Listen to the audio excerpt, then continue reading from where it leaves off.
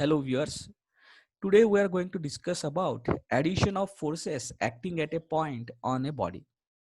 There are certain prerequisite concepts. Those are Newton's second law and vector addition.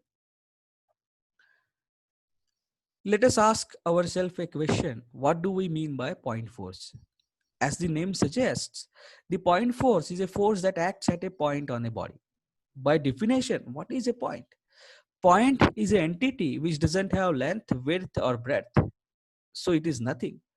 Whereas the force is a physical quantity, which is something. How can something be passed through nothing? Is the philosophical objection that we have for a term point force. So we have to understand the forces, in fact, act on a finite area.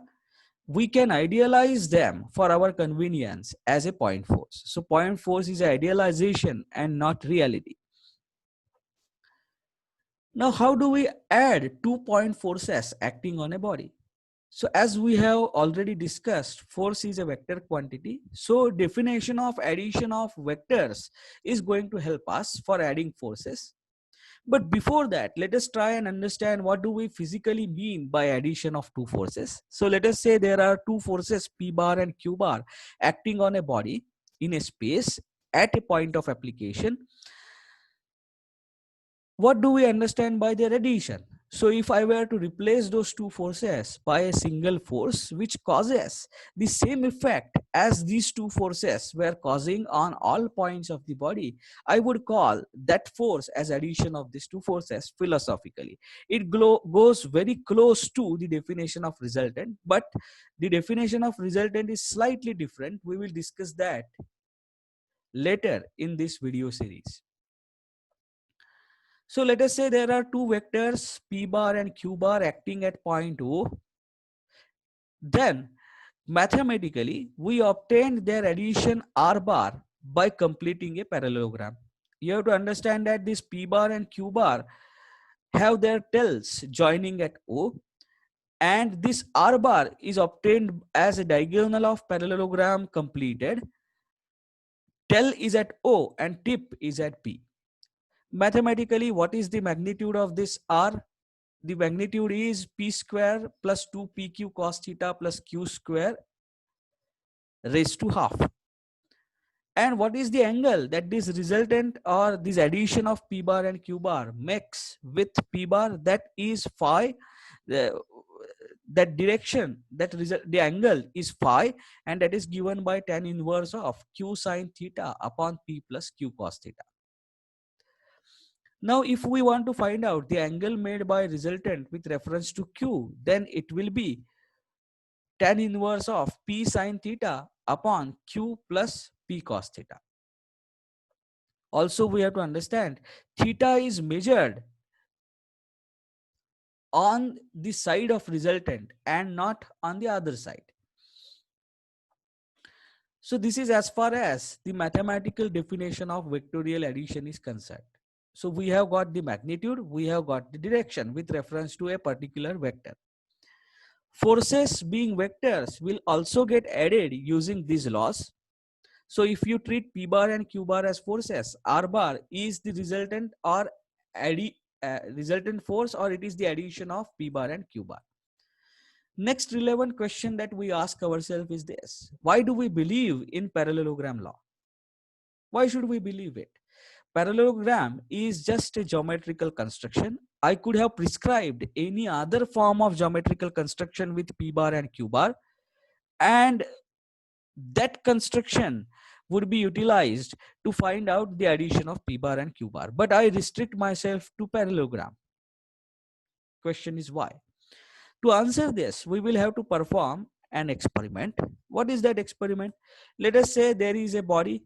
Let us say it is striker on which there are two forces acting, P bar and Q bar. And I'm interested in finding out what is the addition of P bar and Q bar. In nutshell, I have to replace this P bar and Q bar by a single force such that that force produces the same effect as P bar and Q bar together on all points of the striker. Now, what is it that I can observe? Under the action of this P bar and Q bar, I can observe the motion of striker, I can observe and I can measure experimentally its acceleration. I can observe the direction of its acceleration.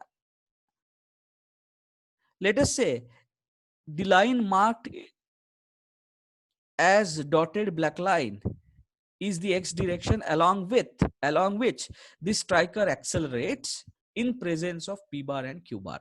So only two forces are acting on the striker, p bar and q bar, and the striker under the action of these two forces exhibits acceleration along x direction. So if I were to replace this p bar and q bar by a single force as addition of p bar and q bar, it will have to produce acceleration in x direction. So if I take off p bar and q bar and if I replace it by addition of p bar and q bar denoted by r bar, it must produce acceleration in x direction, and therefore it must be directed along x direction. So I understand that addition of these forces p bar and q bar is ought to be directed along x direction, which is the observed direction in which this striker accelerates under the action of p bar and q bar. To my surprise, if I complete the parallelogram by drawing two parallel lines to p bar and q bar, and if I join the diagonal of this parallelogram, which includes the point of application of P and Q, then X direction is precisely the same direction prescribed by this diagonal. That means this striker under the action of P bar and Q bar is observed to accelerate along this diagonal of parallelogram. So I am dead sure that the addition of these two forces P bar and Q bar is going to be along the diagonal of this parallelogram.